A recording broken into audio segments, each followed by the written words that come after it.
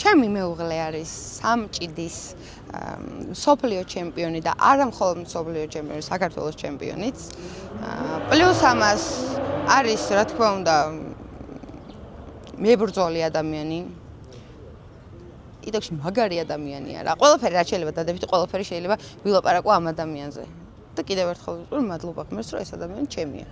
და მყავს იდეალური პარტნიორი. ის არის ჩემი მეფე, მე მაგის დედოფალი. ძალიან ბედნიერი ვარ, ვიტყვი იმას, რომ მხოლოდ მოყვარეს უსურვებდი ესეთ კარგ ამბებში ყოფნას.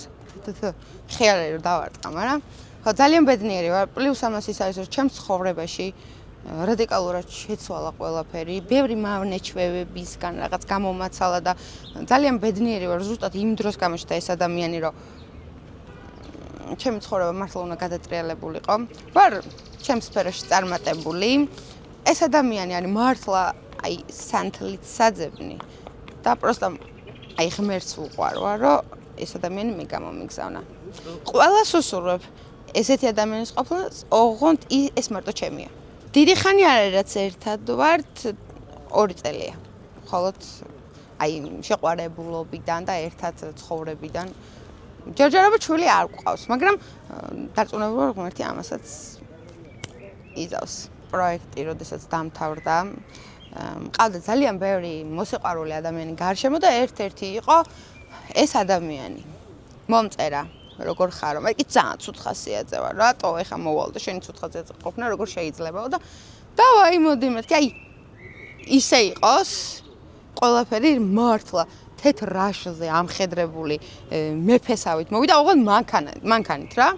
და რომ დავინახე და მეთქი, ეს ჩემია? და ჩავჯექი და იმის მერე ესე ერთად მოვდივართ. ნუ მე იყო სათვალების მოიხსნა და რაღაც თვალები რო დავინახე და მეთქი ის რა კაი კამფეტი ბიჭია თქო რა. ჩემ ცხოვრებაში ნერვიულობის ნიადაგზე მივეჩვიე ძალიან ცუდ რაღაცებს, ნარკოტიკულ საშუალებებს, მოსაწევს. პლუს ამას იქ ღამის ცხოვრებას ცეკვავდი ჩემპიონში, რა თქმა უნდა. არავის არ ვაწუხებდი, არც არავინ არ მაწუხებდა, უბრალოდ ჩემთვის ეს მავნე ჩვევები იყო და რა თქმა უნდა არ იყო კარგი ჩემი ცხოვრებისთვის და არც ჩემი ჯანმრთელობისთვის.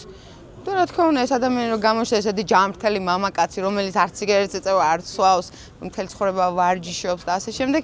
ზოგადად მე ვფიქრობ, როგორი ადამიანის გვერდით ხარ, ისეთი ხდები შენც რა და მე არც მასზე მაღლა ვარ, არც მასზე დაბლა ვარ, მე მის გვერდით ვარ. ისეთი მაგარი ოჯახის წევრები ყავს და რა თქმა უნდა ჩემებიც კი იცით ახლა, რომ ისე მიმიღეს როგორც თავიანთი გოგო.